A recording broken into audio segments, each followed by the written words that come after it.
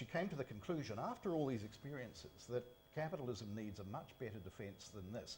And she looked around and thought, obviously, no one else is going to give it one, I'd better do it myself. So, and that's how Galt's speech in Atlas Shrugged. There's a long essay-like speech in there called Galt's speech. So if you want the nub of the book, go for that. New Zealand is a capitalist country, surely? Semi. Nah. We're one of those mixed economies that you talked about. What does New Zealand need to do in order to make a better New Zealand? Become capitalist.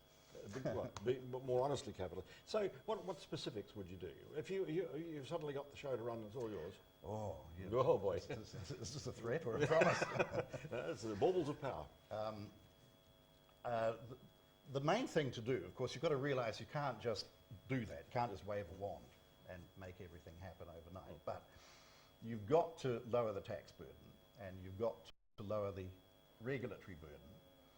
In other areas, just remove so-called crimes off the statute books that have no victims, so that you relieve the pressure on the police force. So that means decriminalising not just marijuana, but all drugs, so that the cops aren't spending their time running around looking for P-labs and that sort of thing. So you remove victimless crimes, and that's something you can do quite quickly. It might be debatable that a P-lab is victimless. Just surely the people doing it. And but no one forces them to take it. No. Now, the other side of that, of course, is you must have very tough law and order provisions in place, so that people know if they commit a crime, whether it's under the influence of a drug or not, the law will come down on them like a ton of bricks. So you might, on the one hand, approve of seatbelts, but you wouldn't approve of the enforcement. Compulsory seatbelts. Do you mind if I pinch your water? Go ahead. Go ahead. Compulsory seatbelts, unless, of course, you've got to realise that in a free enterprise society, the roads will be privately owned, and if the owners said you can't come on these roads without a seatbelt, but then fine, that's over to them, and that's still part of this voluntary interaction thing that we're talking about. It's when government, we're safety obsessed.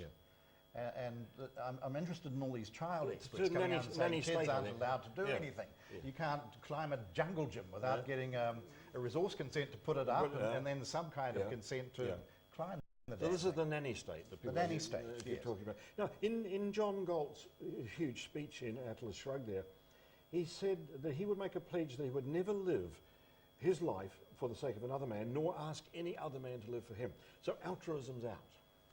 Altruism in the sense that you're here, your primary duty in life is to sacrifice for another.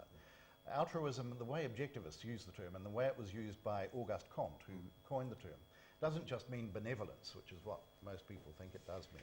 It means self-sacrifice on principle, that you live for others. That's the literal meaning of it, otherism. So yes, that's out.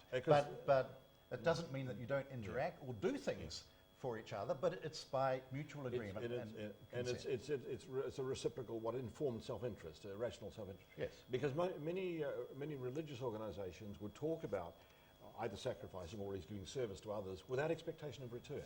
But I think you don't have that. You wouldn't give something without some expectation of return. Well, I might, if the thing has a big enough value. For instance, I'm a great lover of operatic voices. If I knew someone, a young student who had the greatest voice I ever heard, but lacked the wherewithal to pay for lessons, then I might well provide, if I had the wherewithal to do it, give that person the money, not just lend, because there is actually a return in the development of the voice. It's a value. Well, if you read Atlas Shrugged, you realise the extent to which Ayn Rand talks about values. Life is about values, the pursuit and acquisition of values. Quite a lot of language, I thought, both in what you've written and what I read from Atlas Shrugged, is quasi-religious. It's talking about the meaning of life and the beauty of life and so on. It's quasi. Well, it's like religion in many ways. Well, but there's no mystical element.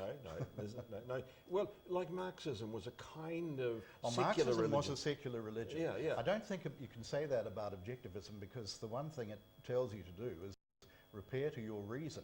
It doesn't give you canned answers to every situation, like the questions you're asking me about what do you do if you're in government.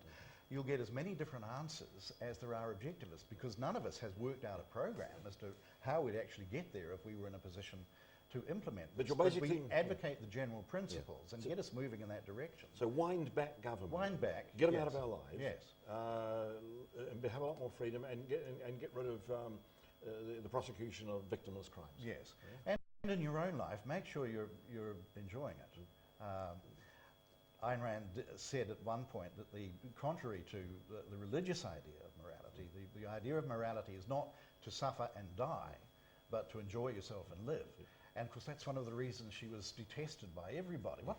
Morality necessarily, in the traditional view, whether it's secular or mystical, is something that involves mortification and suffering and self-denial. But the objectivists won't have a bar of that. It's not hedonism. It's not sort of mindless self-indulgence, because the mind is I was going to say the mind is everything, but the mind is fundamental in objectivism. One final question, because we're out of time. Was this example of television brain dead? No, and I thank you very much for it. And I thank you very much, Lindsay. We've got to end the program now. A grateful thanks to Lindsay Perigo, and to you, our audience. Thank you for spending some of your time with us. Here's a thought to take away with you, and it came from Lindsay's website. He said, "We seek nothing less than to change the world." Until our next conversation, I'm Noel. Good night.